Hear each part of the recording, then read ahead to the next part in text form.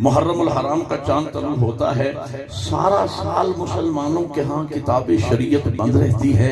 جیسے ہی محرم کا چاند طلوع ہوتا ہے کتاب شریعت کھل جاتی ہے۔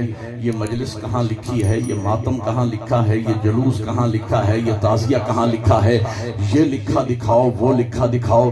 میں کہتا ہوں نبی کو لکھنے نہ دیا، ہم سے لکھا پوچھتے ہیں۔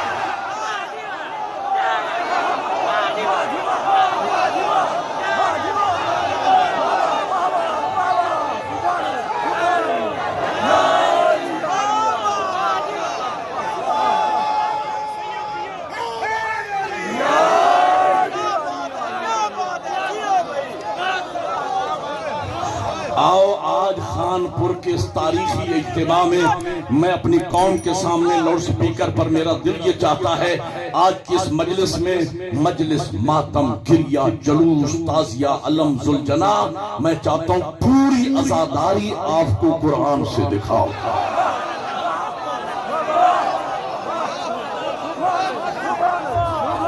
وقت انتہائی کم ہے، تھوڑے وقت میں نے مکمل تاریخی مجلس آپ کے سامنے پڑھنا ہے۔ 2-3 منٹ آغاز کے شروع کے انتہائی قیمتی ہیں، ذرا تسلی سے سماعت فرمائیے گا۔ قرآن ہے سب سے بڑے کا کلام۔ سب سے بڑا کون ہے؟ ہمارا خالق و مالک، جو 14 کا بھی خالق ہے، جسے علی سجدہ کرے، ہمارا خالق و مالک۔ دیکھیں جو بڑا ہوتا ہے نا وہ فائل طے نہیں کرتا۔ صدر اور وزیر اعظم کا کام فائل طے کرنا نہیں ہوتا، فائل طے کرنے کے لیے پورا سیکریٹریٹ ہوتا ہے۔ صدر اور وزیر اعظم کے سگنیچر چلتے ہیں، دستخط چلتے ہیں، وہ اپروول دیتا ہے، ایک جملے میں اپنے ویوز لکھتا ہے، وہ فائل طے نہیں کرتا ہے۔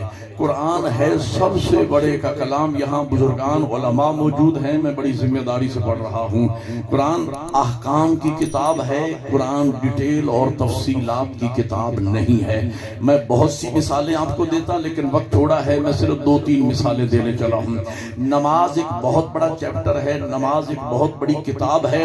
فقہ کی کتابوں میں عنوان دیا جاتا ہے کتاب الصلاۃ، یعنی نماز باقاعدہ الگ سے پوری ایک کتاب ہے جس میں بہت ساری ڈیٹیل ہیں، کل کتنی نمازیں واجب ہیں، یومیہ نمازیں کتنی ہیں، ان کے اوقات کتنے ہیں، ان کی رکعت کی تعداد کتنی ہے، وضو کے مستحبات کتنے ہیں، فرائض و واجبات کتنے ہیں، کن کن چیزوں سے وضو باطل ہو جاتا ہے، شکیات نماز کتنے ہیں، ان میں کوئی شک پڑ جائے تو اس کا تدارک کیسے کرنا ہے، حاضر کی نماز کی کیفیت کیا ہے، مسافر کی نماز کی کیفیت کیا ہے، نماز سے منت اور نظر کا طریقہ کیا ہے، نماز قضائے والدین کا طریقہ کیا ہے، یہ ڈیٹیل و تفصیلات قرآن مجید میں نہیں ہیں۔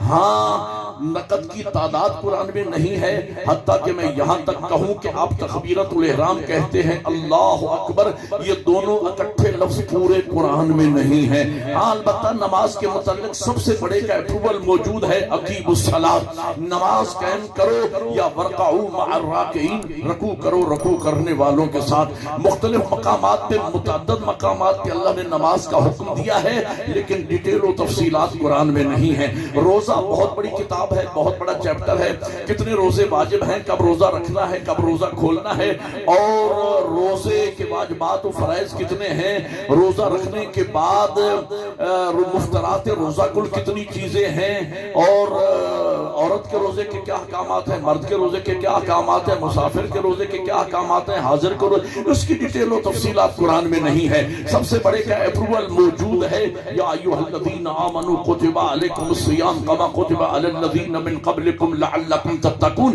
اسی طریقے سے ایک اور مثال دے دوں، حج بہت بڑا چیپٹر ہے، حج ایک بہت بڑی الگ سے فقہ میں کتاب الحج الگ کتاب ہے۔ حج کس پہ واجب ہوتی ہے، کس پہ واجب نہیں ہوتی، مستطیع کی شرائط کیا ہے، جن پر حج واجب ہو جائے تو مختلف میقات، کون کون سے میقات ہیں جہاں سے احرام باندھنا ہے، احرام باندھنے کے بعد 24 چیزیں محرم پہ حرام ہو جاتی ہیں، ان میں سے اگر وہ کسی کا ارتکاب کر لے تو اس کا الگ الگ کفارہ کیا بنتا جانتا ہے عمرہ تمتع کے 5 ارکان ہیں، حج تمتع کے 13 ارکان ہیں. ہاں تو احرام کیسے باندھنا ہے، تلبیہ کیسے کرنا ہے، صحیح کیسے کرنا ہے، تقصیر کیسے کرنا ہے، طواف کیسے کرنا ہے، طواف النساء کیسے کرنا ہے. عمرہ تمتع کے 13 ارکان ہیں. وقوف عرفہ کیسے کرنا ہے، وقوف مزدلفہ کیسے کرنا ہے، وقوف مینا کیسے کرنا ہے، رمی جمرات کیسے کرنا ہے، یعنی شیطانوں کو پتھر کیسے مارنے، قربانی کیسے کرنا ہے، حلق کیسے کروانا ہے، طواف النساء کے کیا احکامات ہیں، اس کی ڈیٹیل و تفصیلات قرآن میں نہیں ہے. سب سے بڑے کا حکم موجود ہے وَلِلَّهِ عَلَى النَّاسِ حِجُّ الْبَيْتِ مَنِ اسْتَطَاعَ إِلَيْهِ سَبِيلًا. اب میرے پاس وقت ہوتا میں سب مثالیں دیتا، لیکن میں 3 مثالیں دی. اب یہ بات سنیے گا، یعنی قرآن احکامات کی کتاب ہے، ڈیٹیل و تفصیلات کی. اور ہو سکتا ہے بات تو سوچ کر کہیں مولانا یہ ٹھیک ہے، ہاں جس طرح نماز، روزہ، حج یہ پوری الگ کتابیں ہیں، ان کی ڈیٹیل قرآن میں نہیں ہے، لیکن سب سے بڑے کا حکم موجود ہے. اسی طریقے سے محرم ایک الگ کتاب ہے، محرم ایک الگ باب ہے، محرم ایک الگ سے موضوع ہے، جس میں مجلس بھی ہے، ماتم بھی ہے، گریہ بھی ہے، جلوس بھی ہے، تعزیہ بھی ہے، علم بھی ہے، سلجنہ بھی ہے.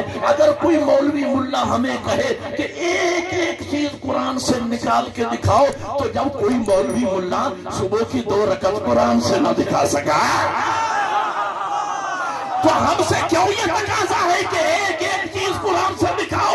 البتہ نماز، روزہ اور حج کی طرح قرآن مجید میں محرم کے متعلق، عزاداری کے متعلق سب سے بڑے کا اپروول، سب سے بڑے کا حکم میں دکھا دیتا ہوں. ارشاد ہوتا ہے بسم اللہ الرحمن الرحیم قُلْ لَا أَسْأَلُكُمْ عَلَيْهِ أَجْرًا إِلَّا الْمَوَدَّةَ فِي الْقُرْبَى. میرے حبیب کہہ دیجئے میں تم سے رسالت کا، دین پہنچائی کا کوئی اجر و مزدوری نہیں مانگتا سوائے اس کے کہ میرے قریبیوں سے محبت کرو. محبت کا حکم میں نے دکھا دیا ہے. اب جو کچھ ہم محرم میں کرتے ہیں، چہلم میں کرتے ہیں، مجلس، ماتم، گریہ، جلوس، تعزیہ، علم، سلجنہ، ان ساری چیزوں کو محبت کے پیمانے پہ پرکھتے چلے جاؤ.